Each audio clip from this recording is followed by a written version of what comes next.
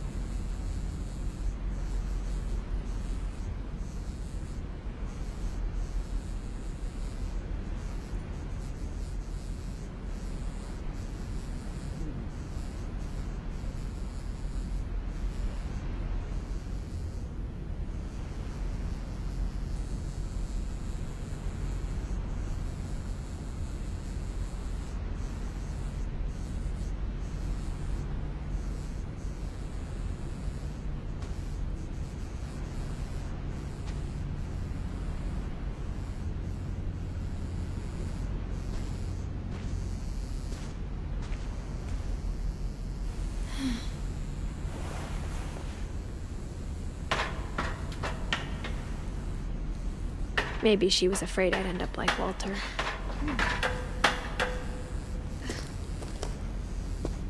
But if she never told me about an uncle under the house, I can only imagine what else she was hiding. I don't want to make the same mistakes she made. Trying to bury something that's still alive.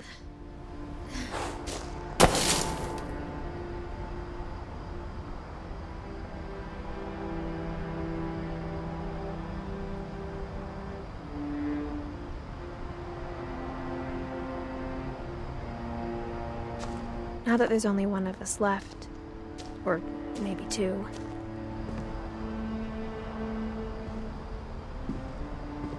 I thought it was time I heard the stories for myself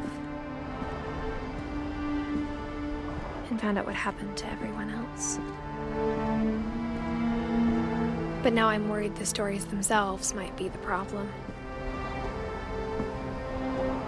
Maybe we believed so much in a family curse, we made it real.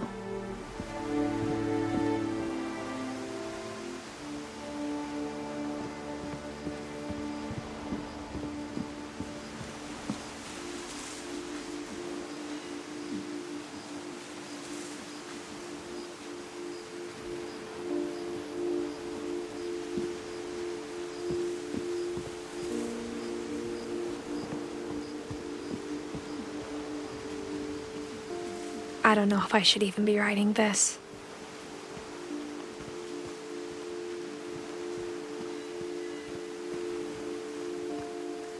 Maybe it'd be better if all this just died with me.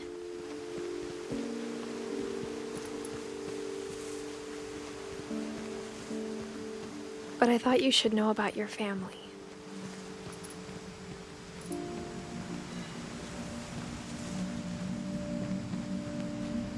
And the history you're a part of.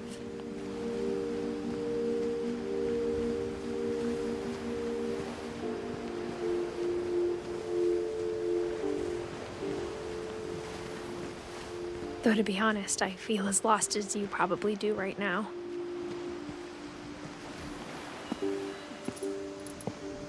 I think the people in these stories believed them, for what that's worth.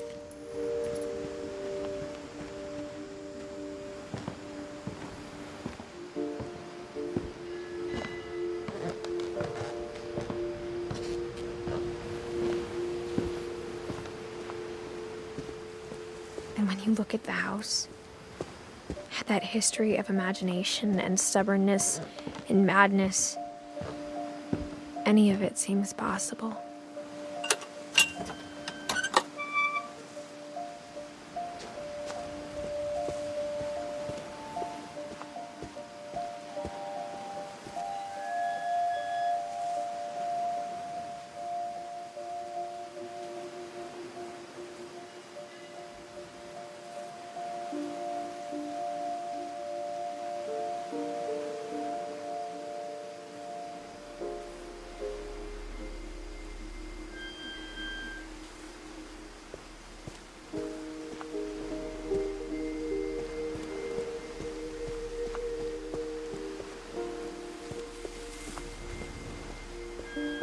I think we've been surrounded by death for so long, we've just gotten used to it.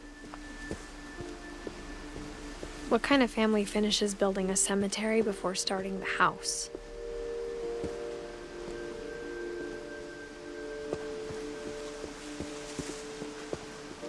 It's embarrassing for me to admit this, but the pet cemetery made me more uncomfortable than the human one.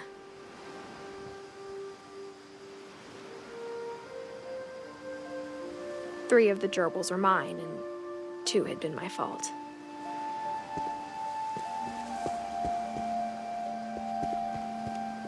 Sven built the house, but it was Edith who designed the cemetery.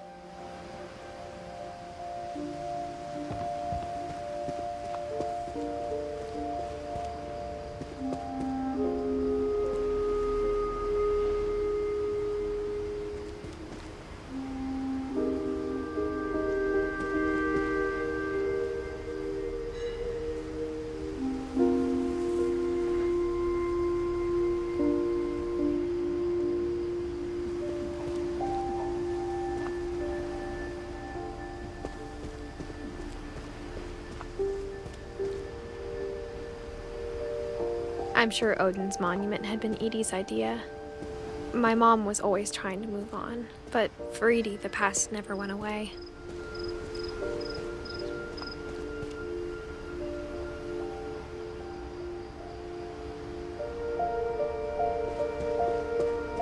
She could see it poking out of the water at low tide.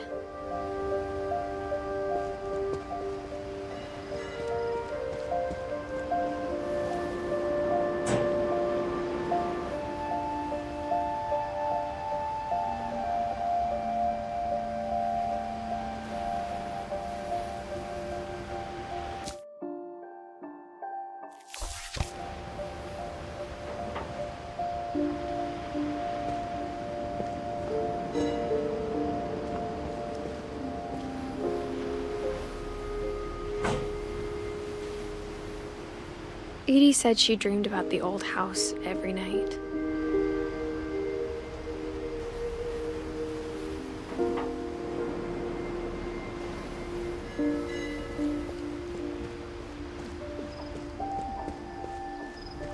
Edie's side was always easier for me to understand. But the older I get, the more I can see where my mom was coming from. Her dad had been pretty strict, but it wasn't enough to save her brothers. She was just trying to do better. She lost 2 of her brothers, just like I did. I get why she tried so hard to protect us.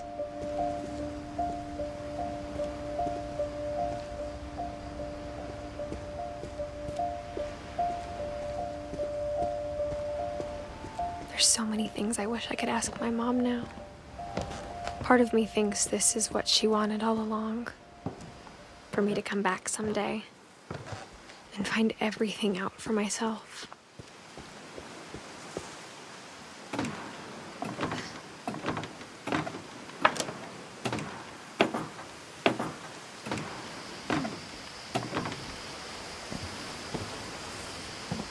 But looking back on it now,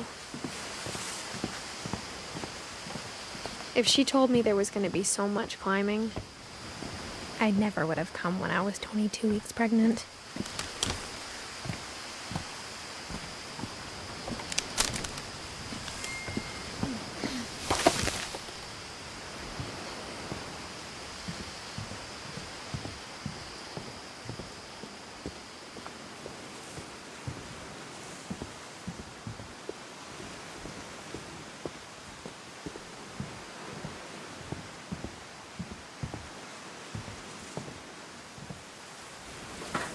I never met Grandpa Sam, but I think he and my mom had a lot in common.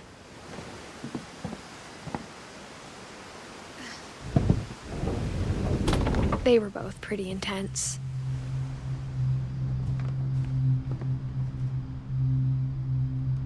Sam spent his life shooting photos, but Mom said he got nervous being in front of the camera. I guess we're all afraid of something. Instead of hiding from death, Sam seemed to go out of his way to meet it.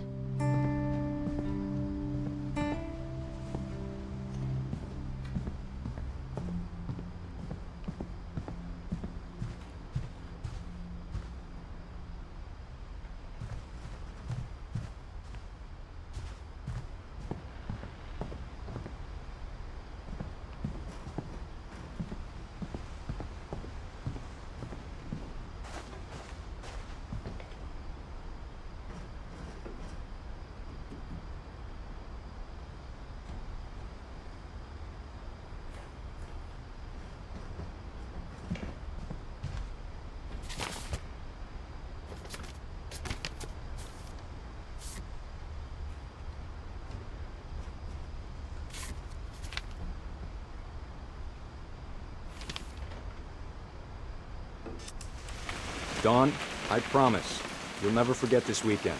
Yes, sir. These memories are gonna last a lifetime. Am I gonna have to shoot anything?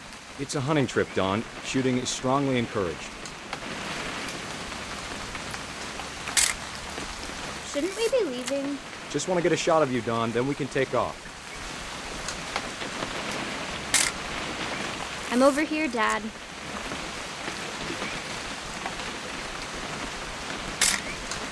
Just need to get a shot of you, Dawn, then we can hit the road.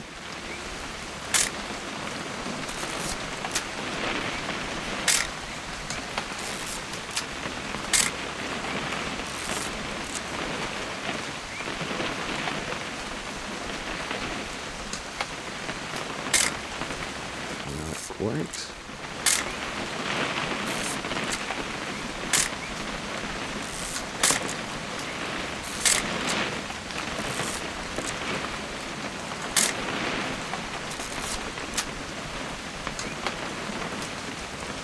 What? Perfect. It's gonna rain the whole weekend, isn't it?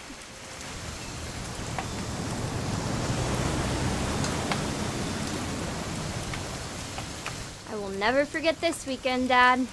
That's the spirit. Okay, got it. I'm gonna take some pictures, okay? Just be careful. That camera's older than you are.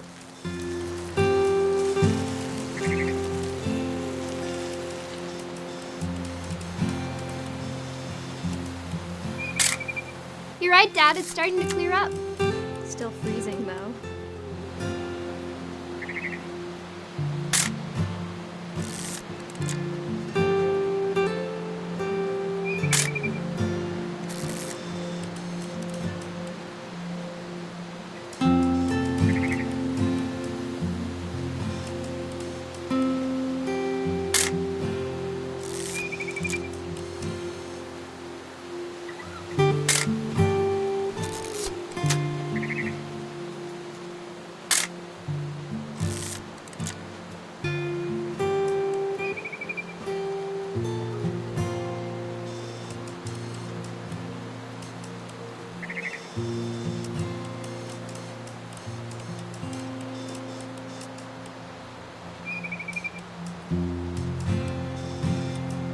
Definitely should not have drunk all that coffee.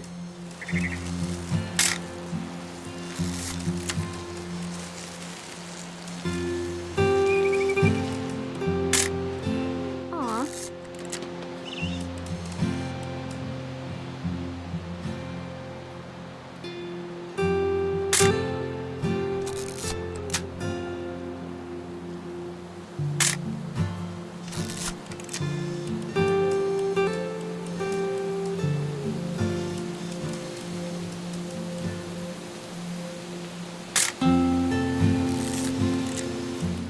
Nothing quite like being outside.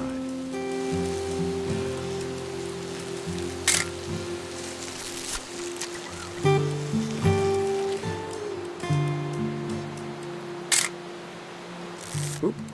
A little more gas in the tank, I guess. Hey! That's a keeper.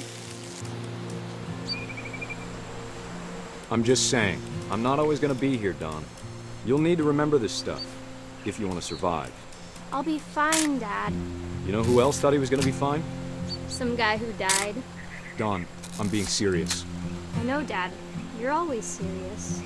Doesn't being out here make you want to chill out? Well, to tell you the truth, I haven't been out here in 20 years.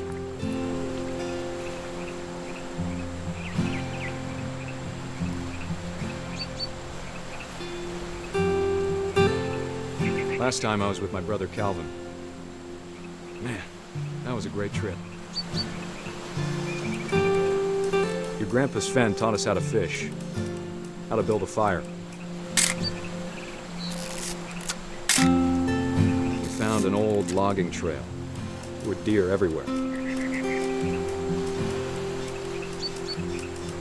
I bet if I could remember where that trail was, we'd spot a buck for you in no time. Dawn, don't you think you could find something more interesting to photograph? You don't need to waste any more film on me, kiddo.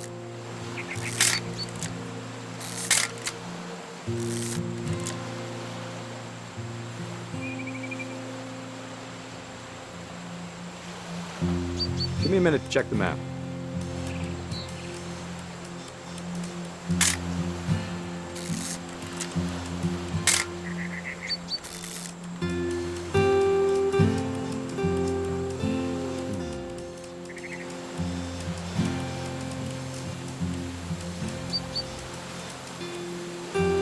Let's see.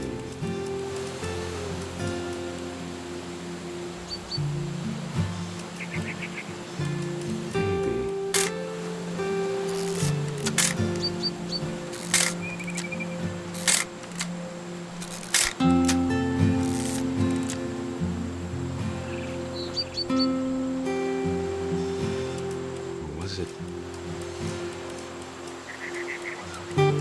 Dad! Good eyes, Don. Before you take the shot, let me get a picture of you. Dad, I... Just breathe. Turn off your imagination. Focus on your target.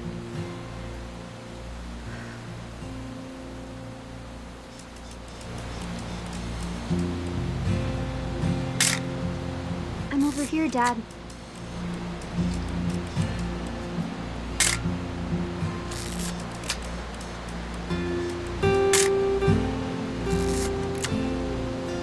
Let me get behind you. Do I have to do this? Don, you don't have to do anything. Great shot, Don!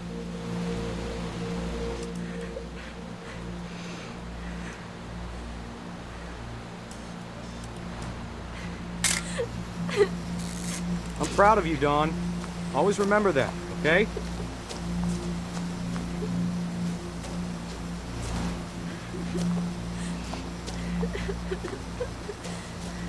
Dad, it's twitching.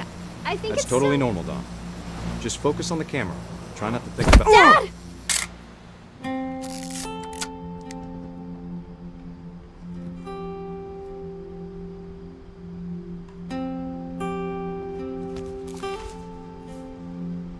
Of all these stories, that's the one I wish most that my mom had told me.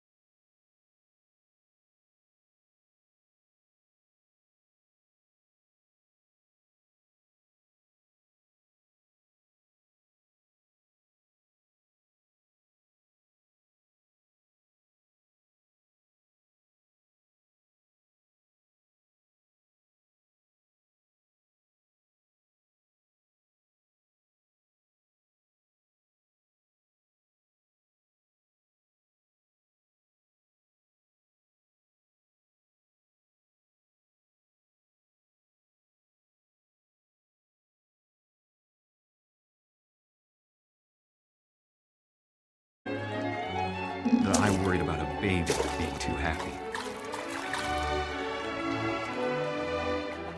But I could feel him slipping away. Sorry about that, Gregory. I know you did everything you could. Maybe if I hadn't called that night. Damn it. Hold on, I don't want Gregory to hear this.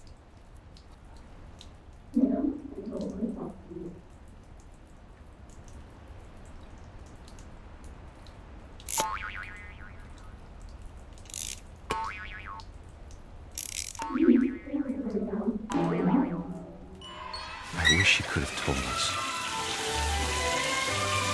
about the world he saw.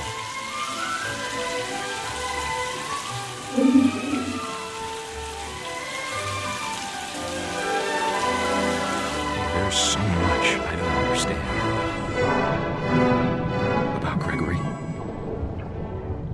about everything.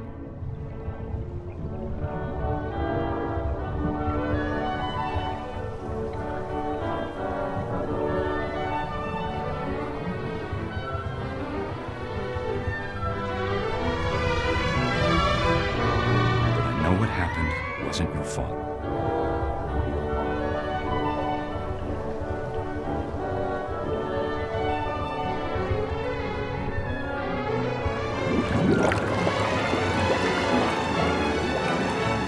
I'm sure he's happy. And he'd want you to be happy too. Good luck, Kay. Love, Sam.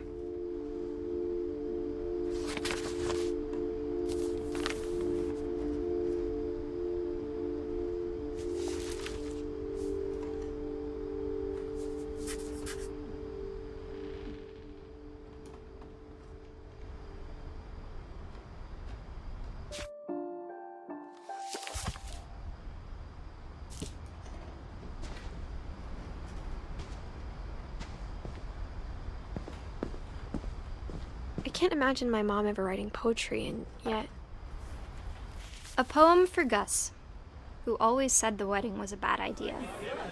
Our father never hit us kids, at least not very hard, before the day my brother said with teenage disregard that he'd be dead before he'd see a wedding in our yard.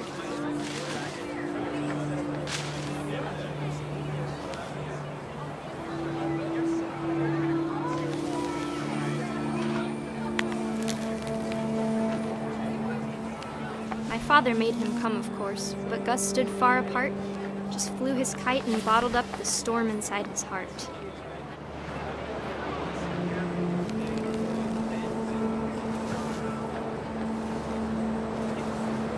I tried to talk him out of it, but though he'd never met her, we don't need a stepmom, were the words that I now pronounce you husband and wife. You may kiss the bride.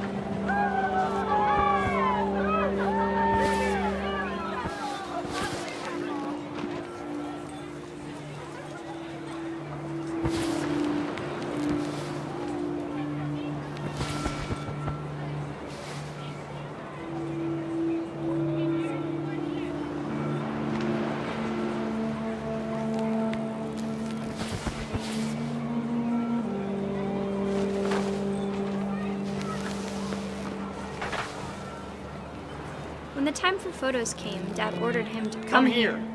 But Gus declined and as a sign held up his middle finger.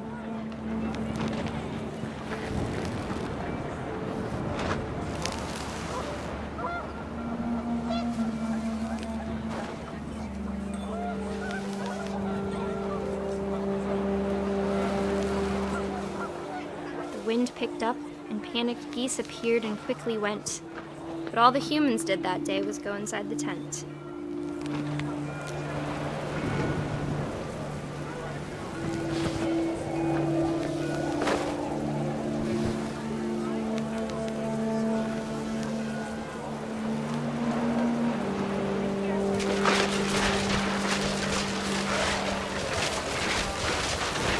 The rain came down in buckets then, but no one seemed afraid that nature might destroy the tent our dad had crudely made.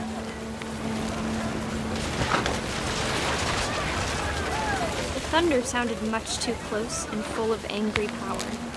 But all my father said to this was, "Make the music louder."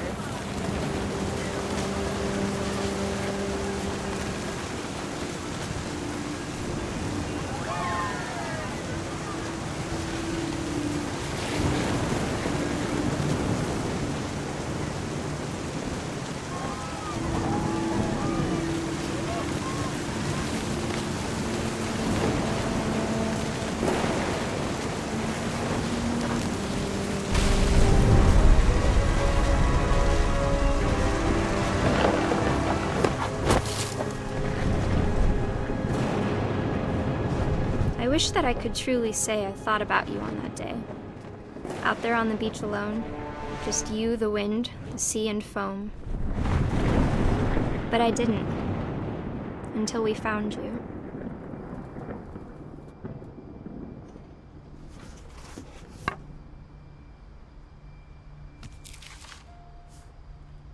She never talked about him, but Mom told me once if I was a boy, they were going to name me Gus.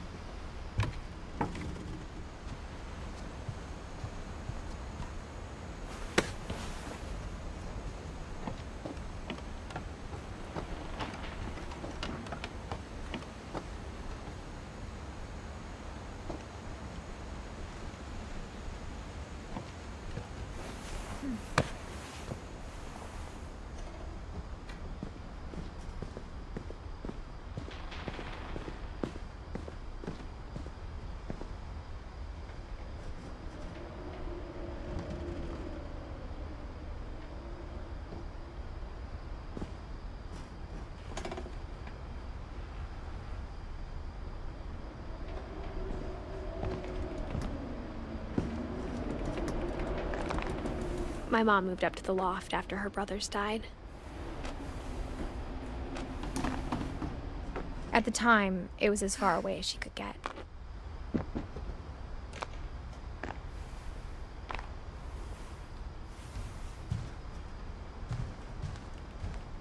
She spent a summer building houses in Calcutta, where she met my dad, Sanjay.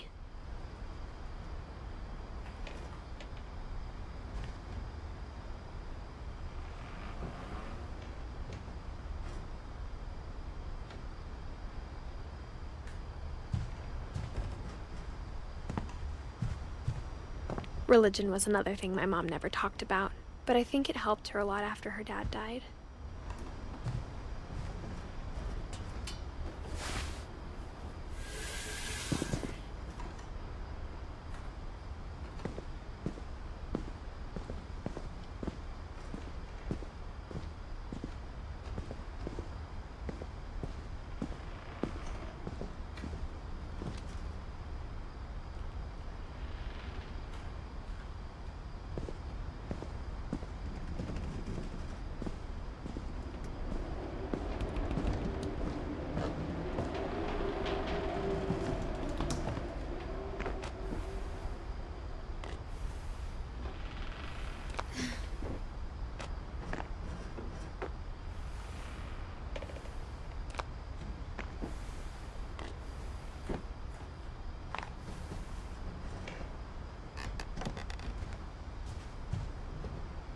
My mom moved to India a week after graduation and got a job teaching English. Louis was born a year later.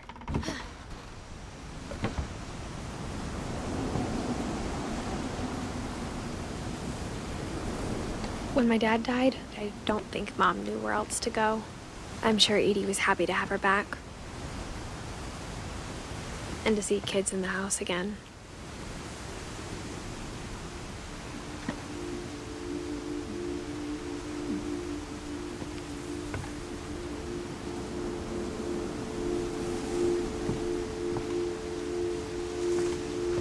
The house had to get a little bigger, but Edie was used to that.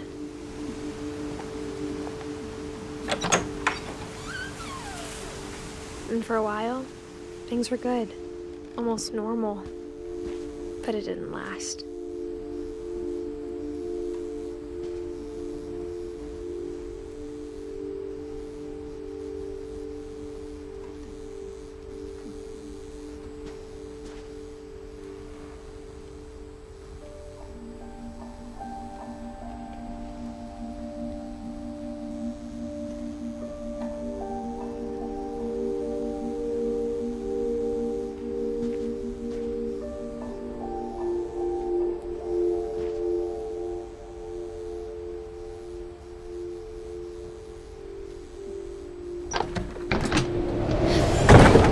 The beginning of the end was Milton's 10th birthday, when Edie gave him a castle.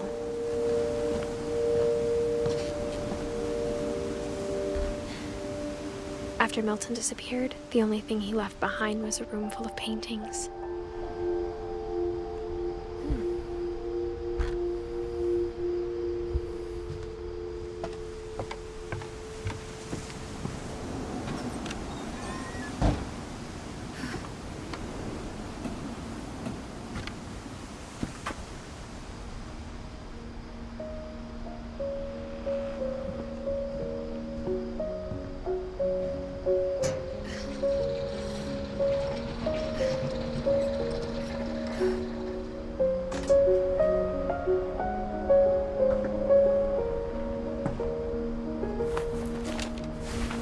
Milton Finch in The Magic Paintbrush.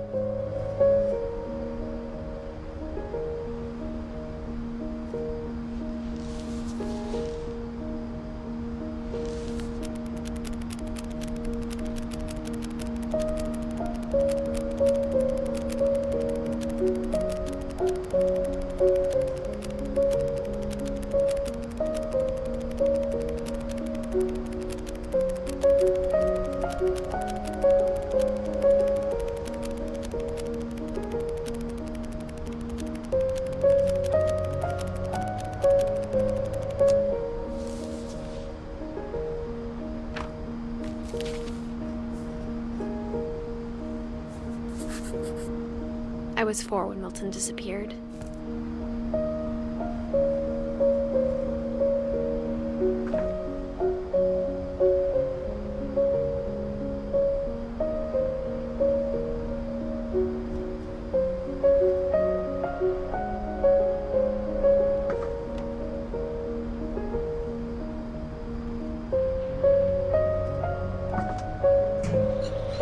Mom spent months searching for my brother. Then she sealed the doors.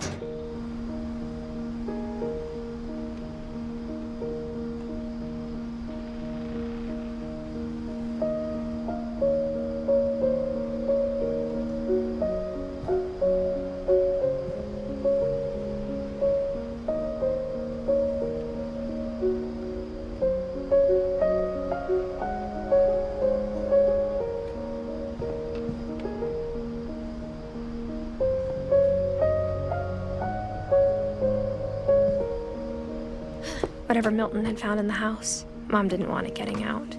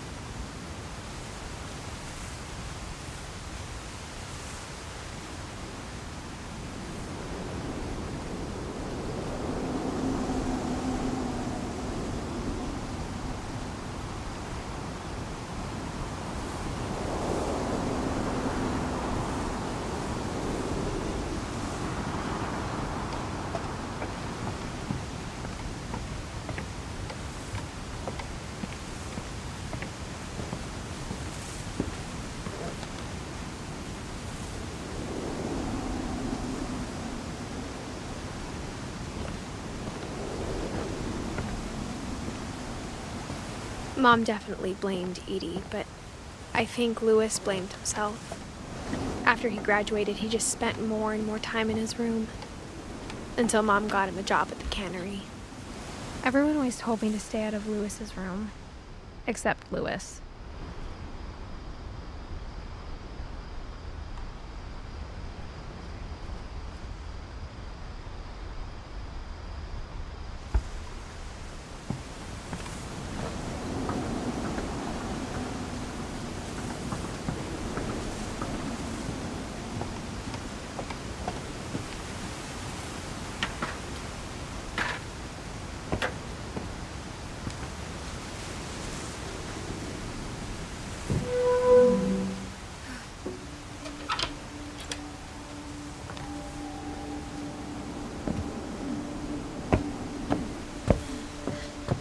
Louis's room smelled very, very familiar. That part of him lived on.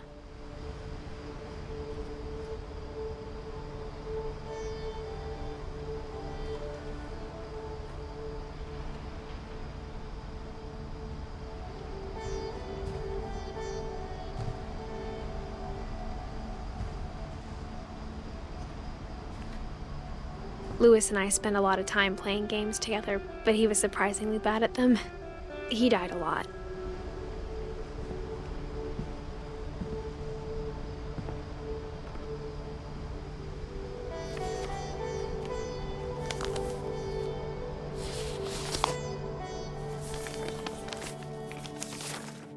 Dear Mrs. Finch, as Louis's psychiatrist, I can understand your desire for an explanation.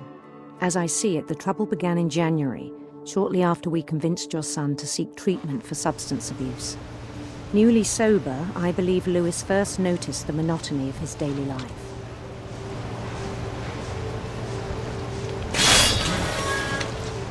He kept working at the cannery, but he withdrew part of himself. In our sessions, I saw the same behavior. His mind began to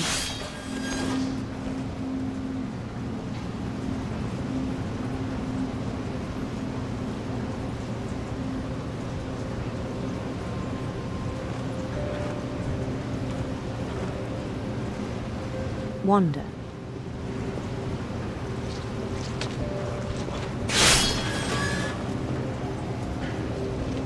I asked him to describe it. He said he started small,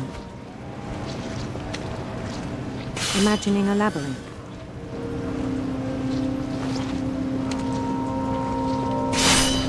He'd feel his way about.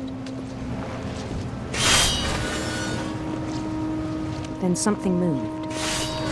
Bats. And toads.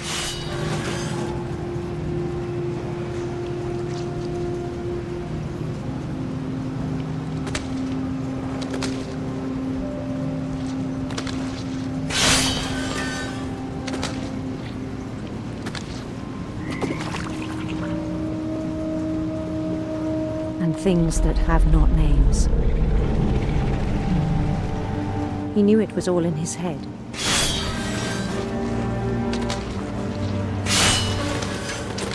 But he took it very seriously. I had hoped he'd find himself.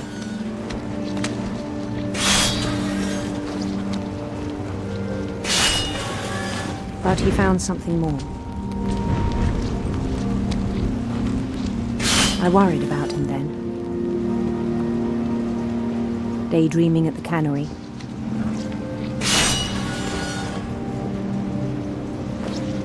I spoke with his boss.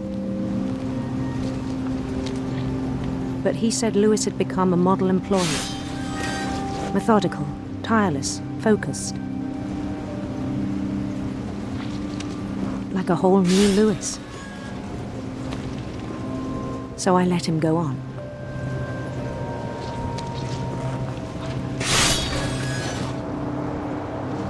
I even encouraged him. It seemed very promising at first. He told me he'd made a new friend.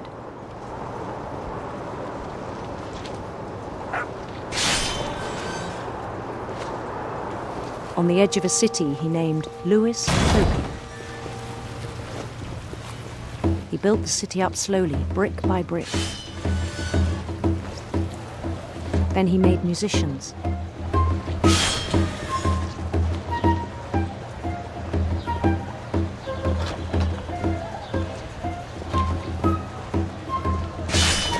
And songs for them to play.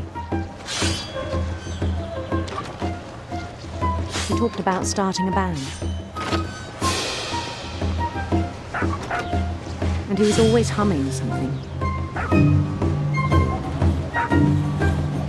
Every day his imagination grew stronger.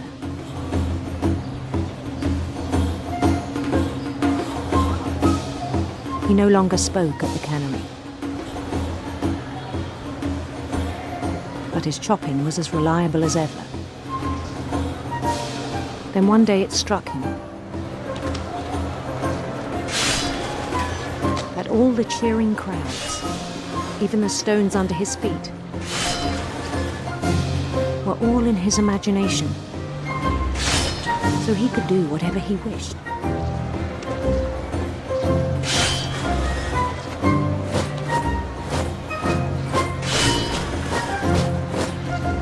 He held an election for mayor.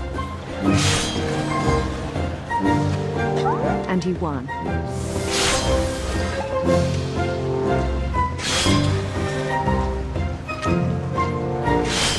They begged him to stay, but his mind was already wandering. It became a game for him.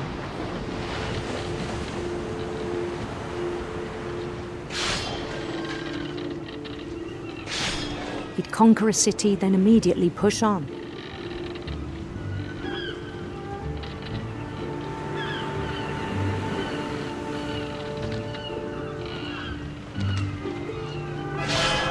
New Louisville.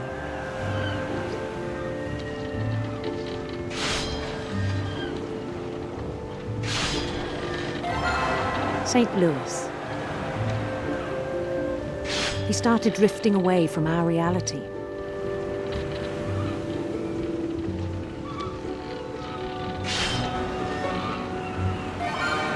Minneapolis, until one day he forgot to go home from the cannery.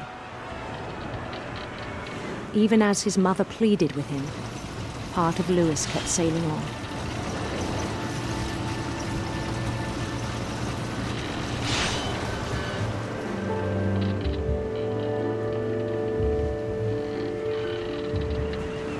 In Lewisburg, he heard rumors of a beautiful prince.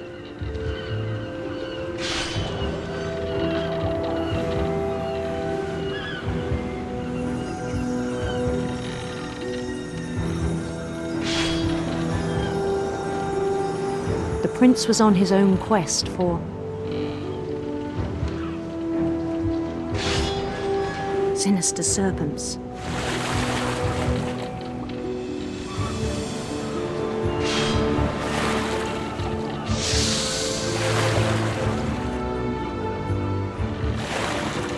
He followed the sound of his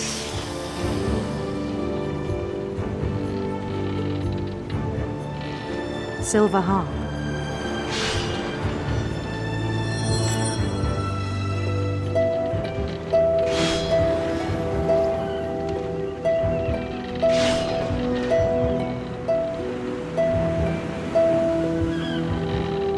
His chase led him to a golden palace east of the sun and west of the moon. Even then, his logic remained sound. He knew the world was all in his imagination.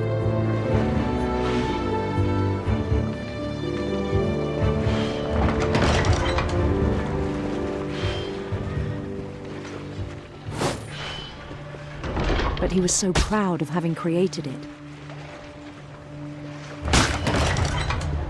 In his own eyes, he'd become something greater than a king.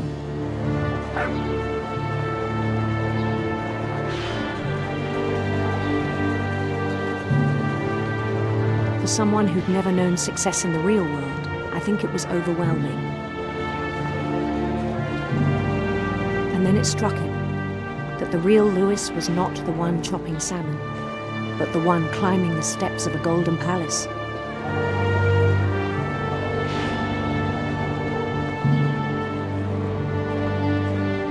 My imagination is as real as my body, he told me.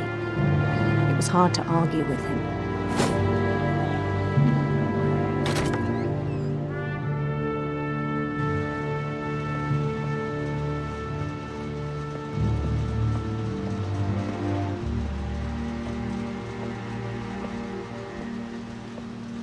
He began to forget the world we know.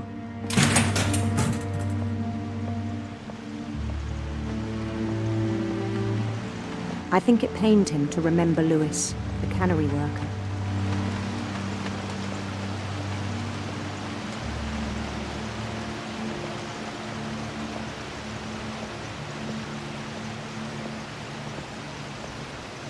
He began to despise the man with a royal contempt.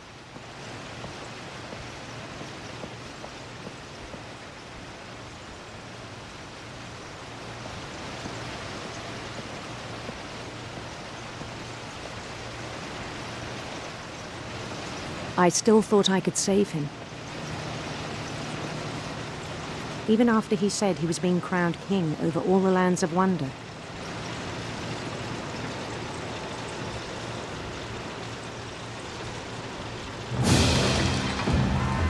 The palace would be packed with his companions.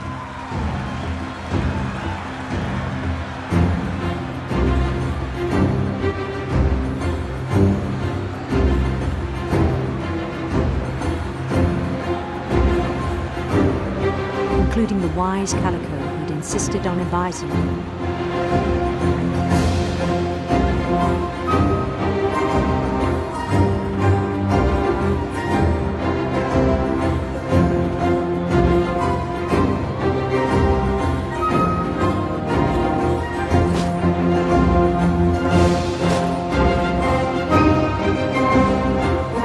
His prince waiting, holding his crown.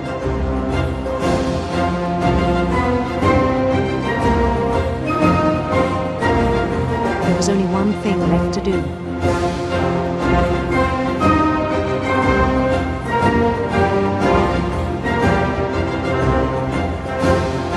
Bend down his head.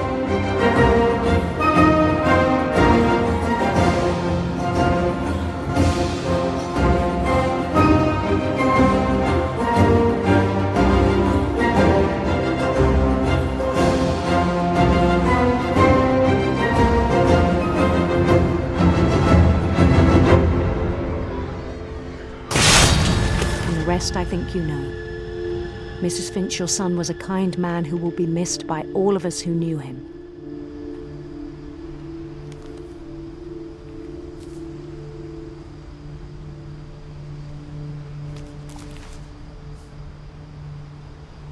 My brother was really cool. I wish you could have met him.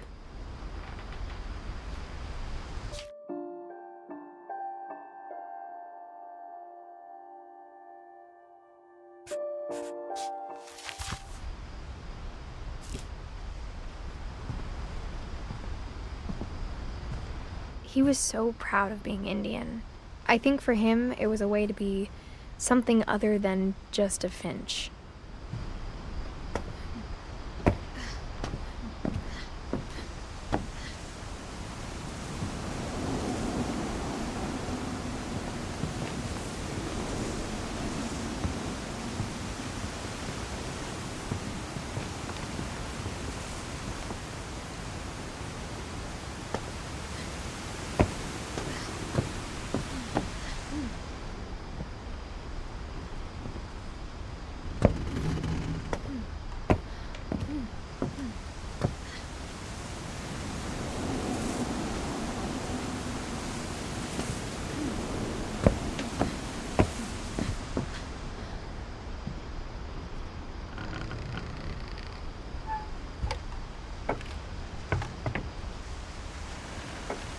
On the way back from Lewis's funeral, my mom told me to start packing.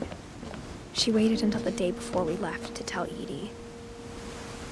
I'm not sure if she wanted to make it easier or harder.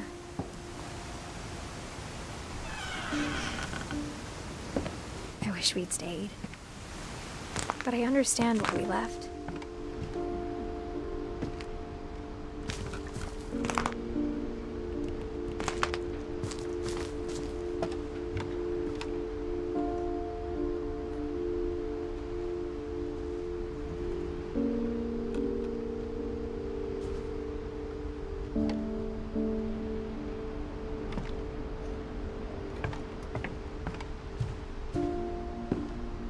My mom ended up leaving everything behind. What happened that night had been coming for a long time. Maybe it should have come sooner.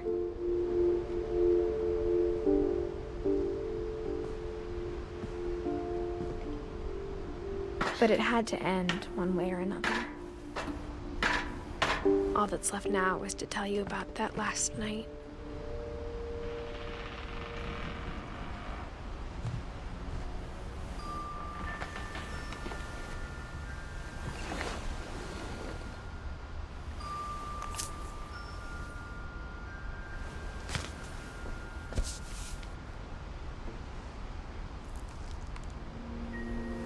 That whole last day, Edie just watched us pack and didn't say a word. Until supper, when she raised her glass and said, "To our final night together, and all our final nights apart." Grandma, you know what I said about alcohol. Some of your medications are very Edith, specific. I left a present for you in the hallway. Why don't you go open it? The grown-ups have to argue now. I'm sorry, you're right. We're all leaving tomorrow. Let's just enjoy our last... I'm not leaving. Edith, you're excused.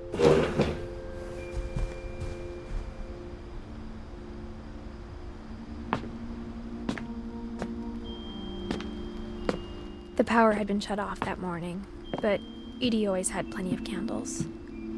When my mom sealed the library, I don't think she knew about the other entrance, or that Edie had a key to it.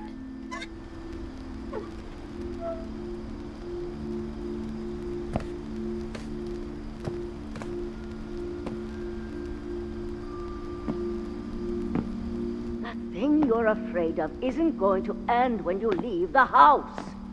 Edith has a right to know these stories. My children are dead because of your stories. I think it's best if Edith and I leave tonight. We'll have the nursing home send a van for you in the morning, okay? Dear Edith, there's so many stories I wish I could tell you, but there's only time for one. This is about what happened on the night you were born. That night, the tide went way, way out. It was the first and last time I ever saw the old house aground. There'd been an earthquake out in the middle of the ocean. They called it the lowest tide in 1,000 years.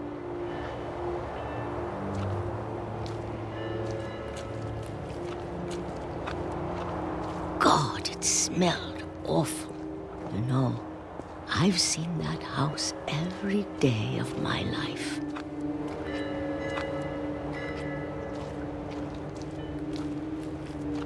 But I never thought I'd go back to it.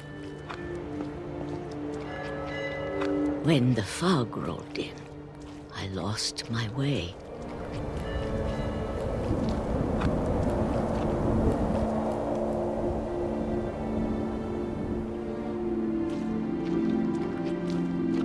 I got turned around.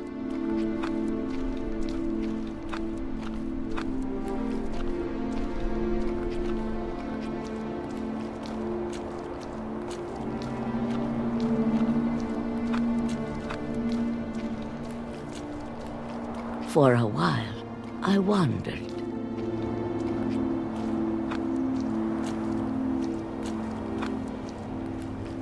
I started seeing things.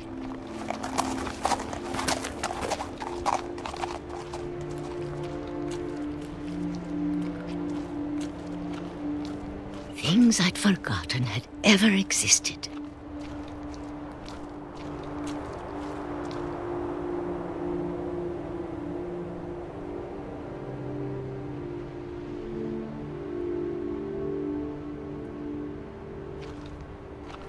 But when I saw them, they felt like old friends. That night, a lot of things came back to me.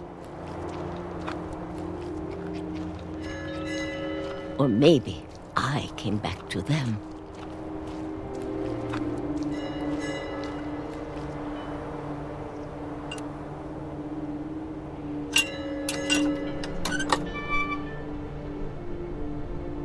Things I can't explain, but that I need you to try and... Edith, what are you doing in here?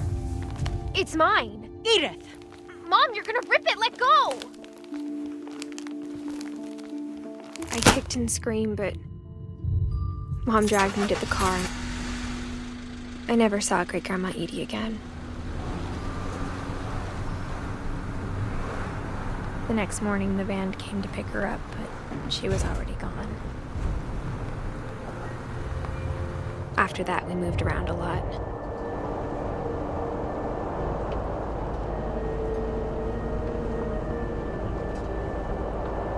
We both tried to make the best of it.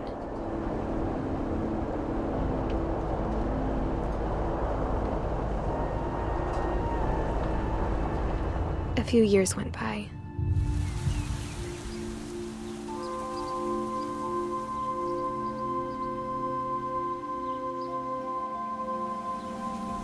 My mom didn't like to talk about it, but she started getting sick a lot. The rest happened pretty quickly.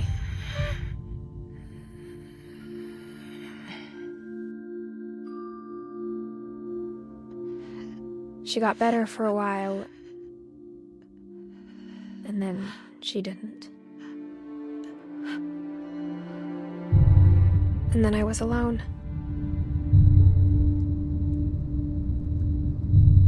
The last finch left alive.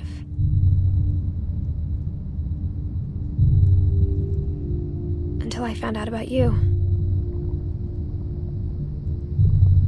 I'm still not sure what to tell you about all this. If we lived forever, maybe we'd have time to understand things. But as it is, I think the best we can do is try to open our eyes.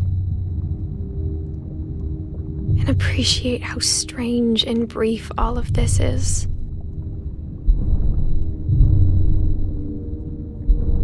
This journal was supposed to be for you. But now I hope you'll never see it.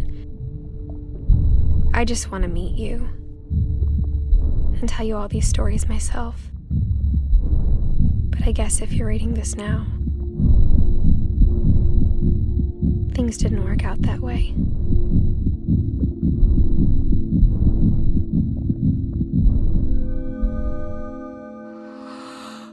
This is where your story begins. I'm sorry I won't be there to see it.